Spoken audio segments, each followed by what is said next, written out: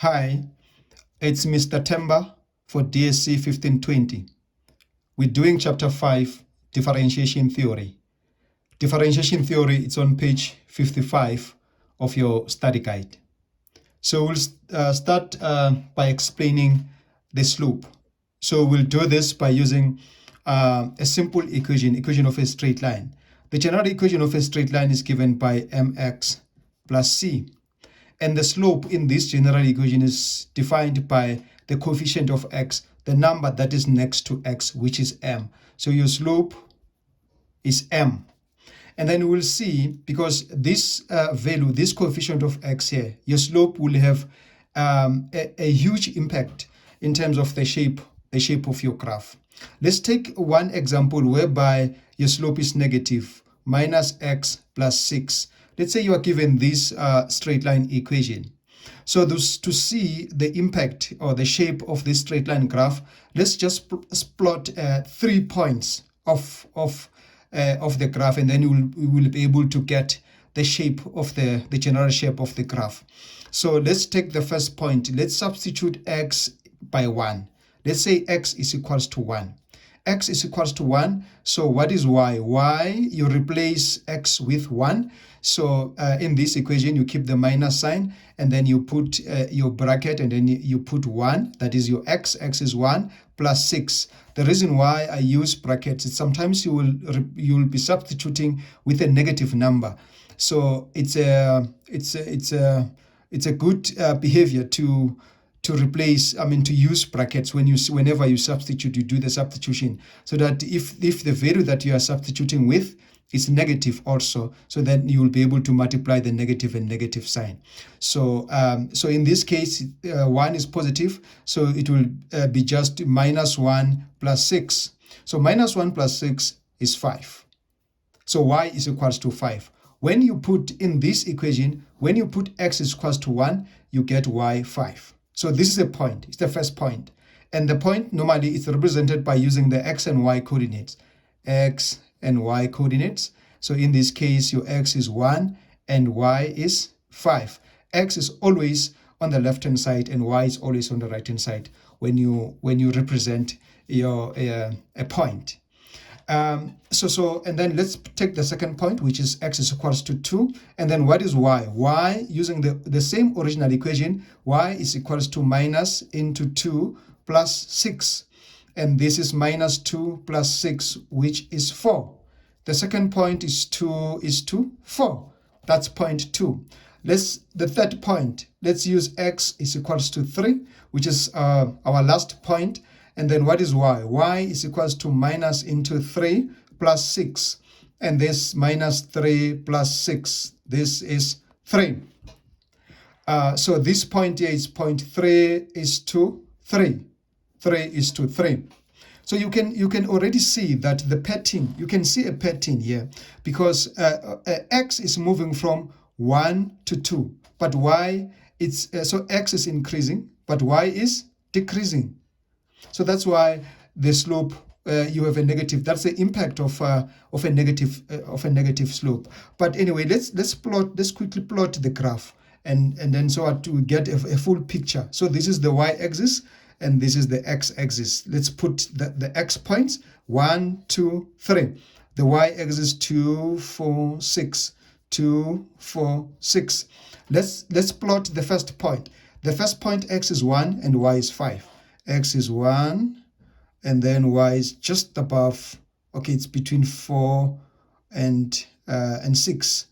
So this is the first point, which is point 1 is to 5, the coordinates. X is 1, y is 5. The second point, x is 2, and then y is 4. X 2, y 4, point number 2. Point number 3, x3, y3. X3, y3. X3, y3. And then you join the points. You can see that the graph, it's sloping downwards. It's moving because it's moving downwards because the value of y decreases while you increase x. That's why you're having this shape. Okay, let's just change the slope to positive and see what happens. Y is equals to x plus 6. Now, this is your second equation. It's a similar equation. The only difference here is that the coefficient of x, your slope in this equation is -1, but in this one is +1. What will be the impact? Let's use the same method. X is equals to 1. What is y? Do the first point. X is equals to 1, y is equals to 1 plus 6, which is 7. Point 1. Point 1 is 1 is to 7. What is point 2? X is equals to 2. What is y? Y is equals to 2 plus 6. This is 8. Point 2 is 2 is to 8. Third point, x is equals to 3. What is y? Y is equals to 3 plus 6. 3 plus 6, 9. The coordinates of this point is 3 is to 9. Let's plot this. Okay, this is the y-axis and this is the x-axis. X, y.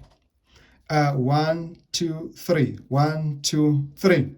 Y, let's increase the scale on the y-axis, so it's 2, 4, 6, 8, 10. 2, 4, 6, 8, 10. So that we'll be able to accommodate, because you can see the value, the y values are high. The highest one is 9. So you need to make sure that your scale accommodates all the y values here. You can increase this to 4 as well. If you have like higher values, you can adjust the scales, but you need to use a constant scale. So this is the first point here. Let's take the first point. 1 is to 7, just below 8. So this is point 1. This is point 1 is to 7. The next point, 2 is to 8. 2.2 is to 8. So this is point 2. Point 3 is 3 is to 9. 3 is to just below 10. 3 is to 9. So you can see that this graph here is taking a different direction. It's moving upwards. Why? Because you can see here, you increase x. X increased from 1 to 2. And y also increases from 7 to 8. X from 2 to 3, y from 8 to 9. So it's a positive. That's why you have a positive slope. The relationship between x and y is positive.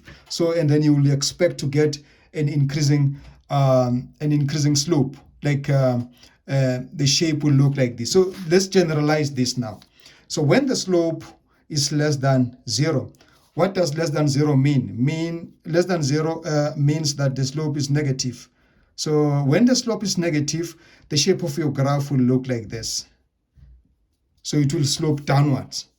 Less than 0 means negative, because when you think about your number line, so you have 1, 2, 3 positive numbers here, and then negative numbers this side. So this side is less than 0, and this side is greater than 0. So the short notation to say when the value is negative is just to say when m is less than 0. When the slope is negative, or when the slope is less than 0, referring to this side, then the shape, you're expecting the shape to look like this. When the slope is positive, greater than 0, so, and then your graph, the shape of the graph will take this different direction. What do you think will happen when the slope is equals to 0? So you have a horizontal graph. So this is how you generalize the shape, like the slope, how the slope affect affect your straight line graph. We can extend this. This definition, this slope definition, to the next graph, which is your parabola. Y is equals to ax squared plus bx plus c.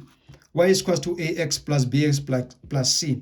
When your a, now your a is the coefficient of x squared, instead of in the straight line, your m is a coefficient of x. So because this is parabolic graph, so your a is the coefficient of x squared. When a is less than 0, when a is negative, so your parabolic graph, because this one has a turning point, it will have a maximum turning point.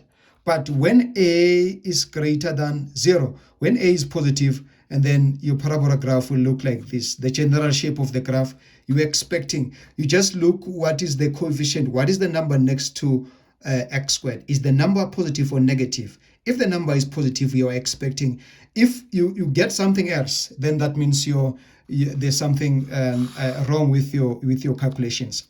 Now, the last graph that we'll consider here is the cubic graph. Ax cubed plus bx plus c. So it's ax cubed plus bx squared plus cx plus d. When a is less than 0, a cubic graph has two turning points.